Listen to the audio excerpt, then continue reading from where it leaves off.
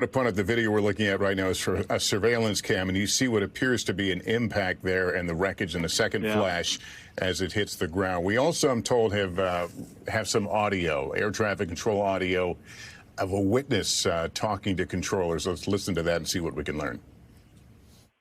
Fire command. The accident happened in the river. Both the helicopter and the plane crashed in the river. It's east of the approach end of runway 33. It was probably out in the middle of the river. I just saw a fireball and then it was just gone. So I haven't seen anything since they hit the river, but it was a CRJ and a helicopter that hit. I would say maybe a half-mile off the approach end of 33. Now, as Tom pointed out, this is controlled airspace. The approach is in and out of DCA, any major airport, certainly at this altitude. There is something that modern aircraft are equipped with called TCAS. It's a collision alert system, but it is not tends not to be useful at these very low altitudes because it's painting aircraft around it. Obviously, at an airport, you're going to see a lot of aircraft. But that is something they'll all be looking into. I want to go to Peter Alexander right now. Peter, I understand you're at the scene there where this search and rescue operation is being headquartered. What can you tell us? Yeah, Lester, that's right. We are right now along the Potomac River. We are on the Virginia side. I'd say I'm about a half mile to a mile south of DCA, Reagan National Airport right now. And in effect, you can see without our lights, it would be pitch black out here. This is a really challenging situation. But to give you a sense, as the conversation between you and Tom and others has been focused right now, one of the biggest blessings for this rescue effort taking place is that today temperatures warmed up to the highest place they have been in several weeks, roughly 55 degrees at points over the course of the day. I cross over the Potomac between Washington, D.C., where I work, and Virginia, where I live, and it had been iced over for the course of the last couple weeks until the last couple days, which does provide the opportunity for the rescue operations that are taking place right now for them to try to get boats into that area to try to help rescue whatever individuals they can get to as we speak. To give a better understanding of where we are a straight shot across the water, across the Potomac, to what would be Nats Park. That is effectively it's right along the Navy Yard area of Washington, D.C. It's right along a key waterway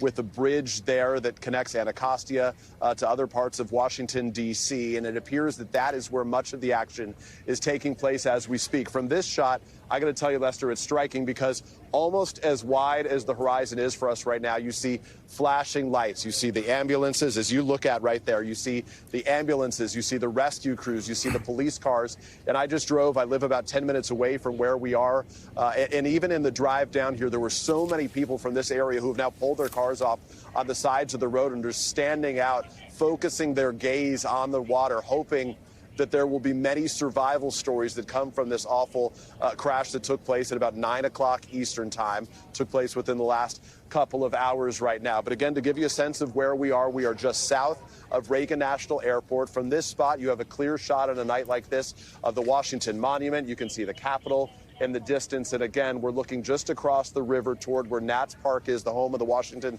Nationals baseball team. Audi Field is a familiar landmark for others who have been to this area, where the soccer teams play here. And it's right along that area where there's a key waterway where it appears that some of those boats have been putting in to try to find some of the individuals there, Lester, as we speak. The discussion, again, has focused on the temperature of this water. We are told by our colleague Bill Cairns that it's hovering at about 35 degrees right now, so just above freezing, which means that for anybody who does go into the water, that they're going to need to find safety as quickly as possible, which sort of underscores the urgency of this moment right now, Lester.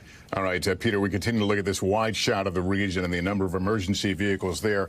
As we consider the possibility of casualties and or survivors in this, I'm thinking back to a crash that occurred in 1982, an Air Florida plane taking off from DCA, didn't get enough power and altitude, slammed into the bridge. There were some dramatic pictures that day of survivors being pulled up, hoisted by Park Service helicopters on a day not unlike this one, actually probably much colder than this one. So those of us who remember that may find some hope that it is still possible survivors could be found. Thanks for watching. Stay updated about breaking news and top stories on the NBC News app or follow us on social media.